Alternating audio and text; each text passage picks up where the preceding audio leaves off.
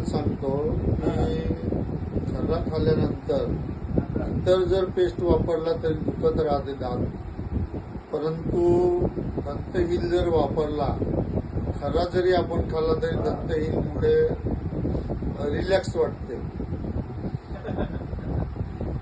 दंतहिलचा result आहे असं मला वाटतं.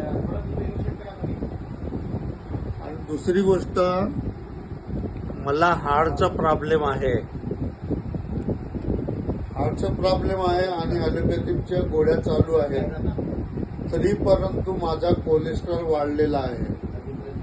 परंतु मी जेव्हा दिल स्ट्रॉंग आणि कोलेस्ट वापरला तेव्हा आणि ब्लड चेक केला तेव्हा कोलेस्ट आणि दिल स्ट्रॉंगमुळे माझा कोलेस्ट्रॉल नॉर्मल आलेला आहे.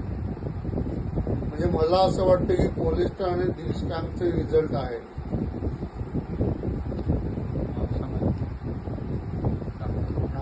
नाव सांगा तुमचं.